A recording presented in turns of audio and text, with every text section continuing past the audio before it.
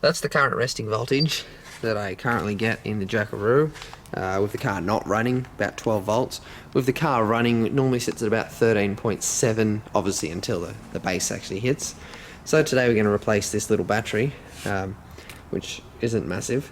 I've had a lot bigger batteries in here, and we'll be putting one in today. Also going to do new terminals on it as well, because they're going off, probably because I'm just sucking way too much juice out of this battery too, that it's actually going bad as well. So this little battery's going, and hopefully we're going to have a lot better resting voltage and that. So just here at the shop, I'll just bring this down here. This is the new battery I'm going to be doing, so a lot bigger battery, SSB, AGM battery. These are 130 amp hours. The one that's currently in the car I think is 70 or 75, so it's getting near double the amount of power, capacity. And cold cranking amps are still pretty decent on these. This is a battery that is designed to go in an engine bay as well, because you do see some big batteries like this that aren't actually cranking batteries. They're just kind of like a deep cycle battery, but this is still a cranking battery. Alright, there's this little side by side. That's what I had in the car. This is the new one. As you can see, it's a fair bit bigger, both taller, wider, fatter, etc. Alright, now this battery is physically as big as I'll get in the engine bay, and I mean physically as big. Like it's, as you can see, the guard height and where the terminal is, it's literally, you can see where the radiator is, and then the terminal.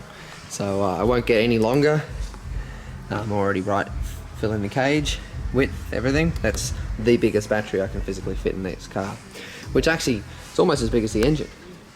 Cage with wires. I will probably at some point rewire that and freshen it up, but probably wait till I get the new alternator, which will probably be coming soon. So for right now though, everything's on, triple earths, double on O gauge to the alt, and let's start her up. I haven't even looked at the voltage yet.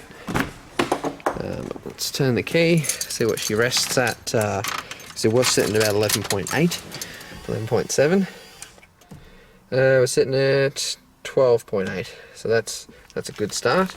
And I'm going to start the car up now, and let's see what she's actually sitting at.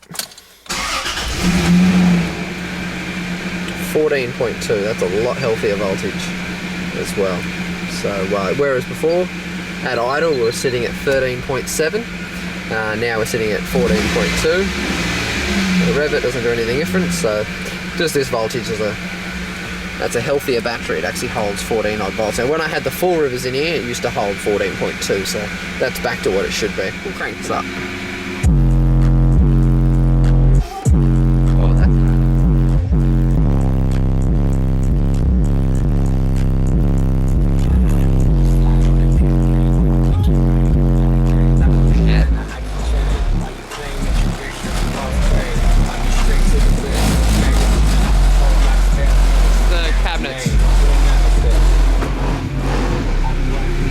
That's louder for sure. Wow.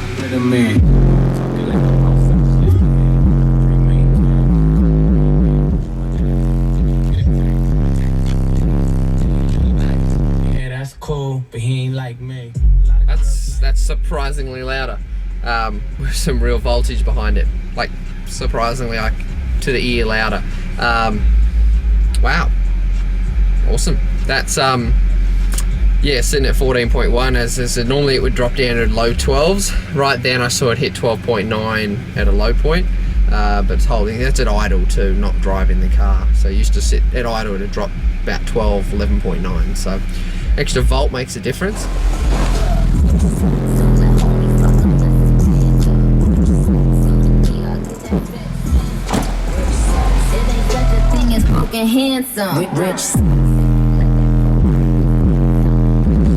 Next upgrade on this thing, power-wise, is the alternator. So we're going to go from a 75 amp to a 150. So we're going to double our alternator. That's it for now. Nothing amazing. The flex is, I mean, it's moving more air and it's definitely louder, but it's still not hair trick loud. It's still probably in those mid 40s. So anyway guys, that'll be it for today, and stay tuned for more.